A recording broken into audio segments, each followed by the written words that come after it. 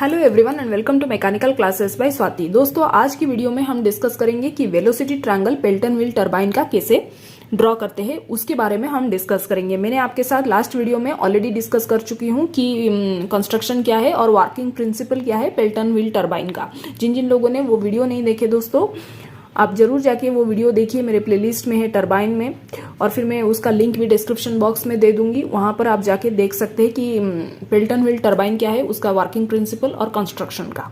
Okay, तो दोस्तों उस वीडियो में मैंने क्या आपके साथ डिस्कस किए थे कि पेनस्टॉक के एंड में जब रिजर्वर में पानी एक्चुअली स्टोर किया जाता है, और डैम भी बोल सकते हैं, डैम रिजर्वर वाटर रिजर्वर है, और वहां से पानी पेनस्टॉक के थ्रू टरबाइन में स्ट्राइक होता है, और at the end of the penstock there is a nozzle. Okay, so when the jet of water strikes, when the jet of water coming from the nozzle strikes on the runner, okay, then strikes on the runner, okay, and on see in the runner there are on the outer periphery of runner you will find blades or veins you can say, or buckets you can say. Okay, when the jet of water strikes the blades, then the blades will rotate. Okay, then the blades will rotate. The blades will rotate with the velocity u. The blades will rotate with the velocity u. Let it will be u. On u velocity, the blades will rotate. And the jet of water which is striking, okay, the jet of water which is striking on the blades, that is with the velocity v1. Okay, suppose, तो उसको मान के हम अभी draw करेंगे क्या ना, velocity triangle diagram draw करेंगे। ओके, सो देखिए दोस्तों, ये है आपका ब्लेड्स। ओके, ब्लेड्स जो है वो डबल हेमिस्फेरिकल शेप में है, और okay, and on the mid there will be splitter. The jet of water when strikes on the splitter, then the water will get divided into two parts. The water will get divided into two parts, right? So what I am saying is that water will strike with the velocity v1. The water will be striking on the blades with velocity v1. Okay, with the velocity v1. Okay, with the velocity v1. Okay, so v1 is the, I can write v1 is the absolute velocity of water at inlet. Absolute velocity of water at inlet. And u is the u1। अभी हम लोग inlet velocity, inlet का velocity triangle अभी discuss कर रहे हैं, तो u1 will be the velocity of blade. Okay, velocity of blade. Okay, अभी जेट ऑफ वाटर स्ट्राइक किया ना स्प्लिटर में। Okay, jet of water strike किया विथ वेलोसिटी v1, फिर ब्लेड्स रोटेट करेगा, ब्लेड्स रोटेट करेगा with the velocity u1। Okay, suppose this is the point. तो फिर रिलेटिव वेलोसिटी क्या होगा? Relative velocity Vr1, Vr1 is the relative velocity of water at inlet. Relative velocity of water at inlet वो क्या होगा? देखिए V1 और U1 जो है सेम डायरेक्शन में है, तो Vr1 क्या होगा हमारा? Vr1 is equal to V1 minus U1 हो जाएगा, क्योंकि U1 भी सेम डायरेक्शन में है, V1 भी सेम डायरेक्शन में है। Okay, so Vr1, this is the Vr1, right. अब देखिए दोस्तों कि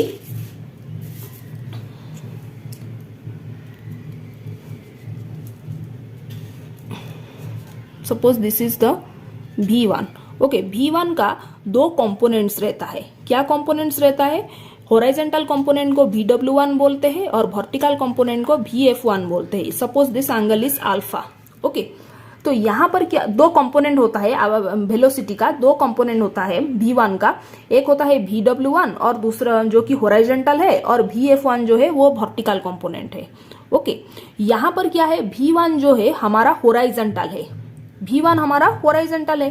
ओके, मतलब अल्फा जो है वो 0 डिग्री है, तो क्या होगा कि अल्फा 0 डिग्री है, तो क्या होगा कि v1 जो है Vw1 के साथ बराबर हो जाएगा, और Vf1 जो है वो 0 हो जाएगा।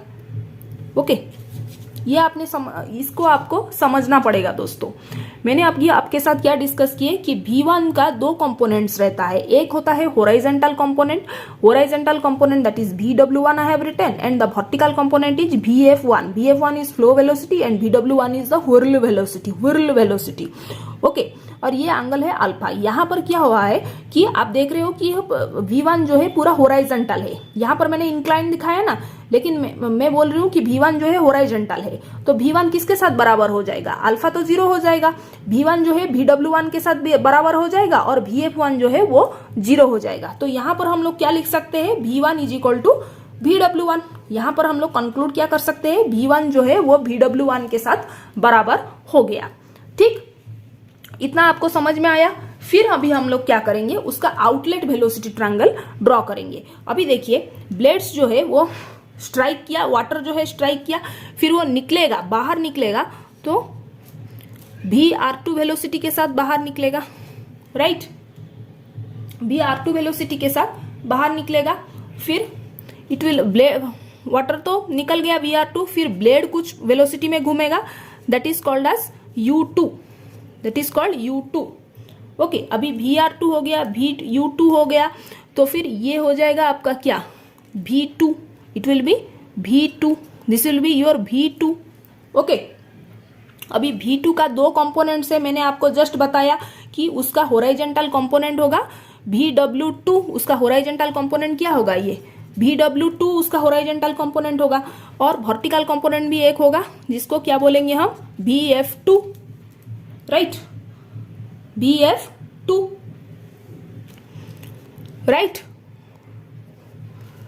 सो यहां से यहां तक U2 हुआ, यहां से यहां तक VW2, और ये डिस्टेंस हमारा क्या होगा, VF2। ये यहां से यहां डिस्टेंस क्या होगा, VF2, क्योंकि V2 का दो कंपोनेंट है, that is होराइजेंटल component is VW2 and vertical component is VF2। Okay, इतना आपको समझ में आ गया। फिर अभी क्या करेंगे, अभी कुछ एंगल्स की बात करेंगे।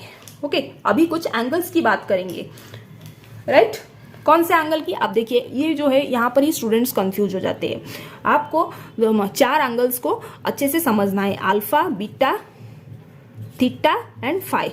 ओके, हमेशा याद रखिए कि ये जो अल्फा बीटा होते हैं ना, ये इसको हम लोग इनलेट में यूज करते हैं, सॉरी, ये अल्फा को इनलेट में यूज करते हैं, बीटा को आउटलेट में यूज करते हैं, फिर थीटा को फिर इनलेट में यूज करते हैं, और फाई को आउटलेट में यूज करते हैं।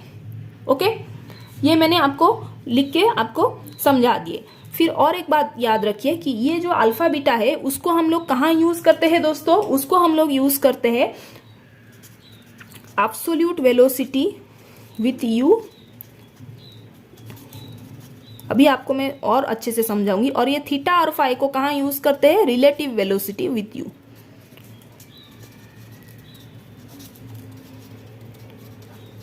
ओके, तो देखिए दोस्तों, अभी मैं पहले आउटलेट की बात करूंगी।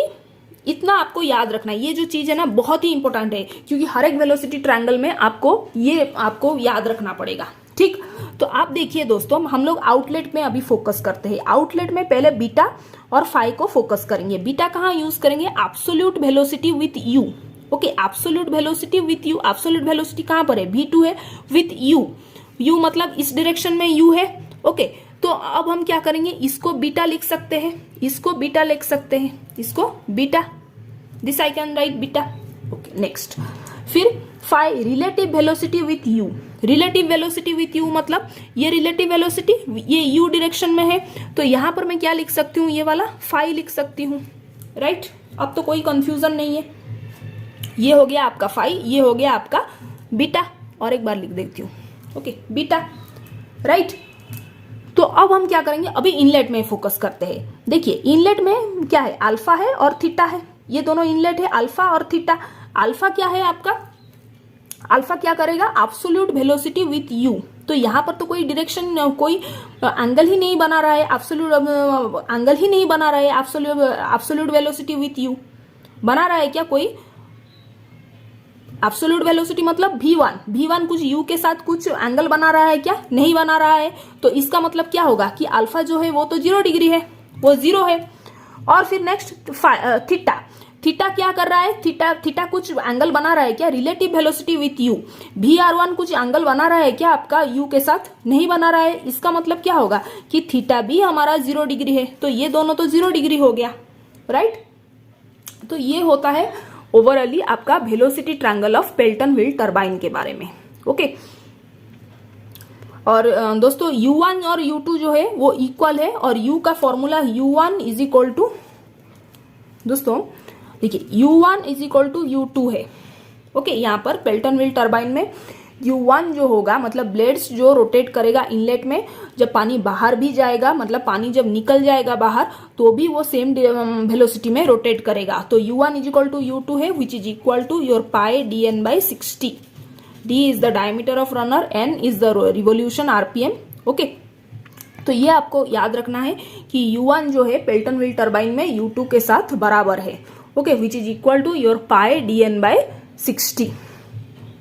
और भी हम लोग उसके बारे में डिस्कस करेंगे दोस्तों इलेबोरेटली नेक्स्ट वीडियो में, ओके। तो चलिए वीडियो को मैं यहाँ पर ही एंड करती हूँ। अगर वीडियो अच्छी लगी तो लाइक जरूर कीजिए, चैनल को मेरे सब्सक्राइब कीजिए, बेल आइकन को भी साथ में प्रेस कीजिए, ताकि आने वाली दोस्तों जो भी वीडियोस मैं बनाऊंगी उसका नोटिफिकेशंस आपके मोबाइल में दोस्तों पहुंच सके, ओके। वीडियो को यहाँ पर एंड करती हूँ, फिर मिलते हैं नेक्स्ट वीडियो में दोस्तों। Till then bye.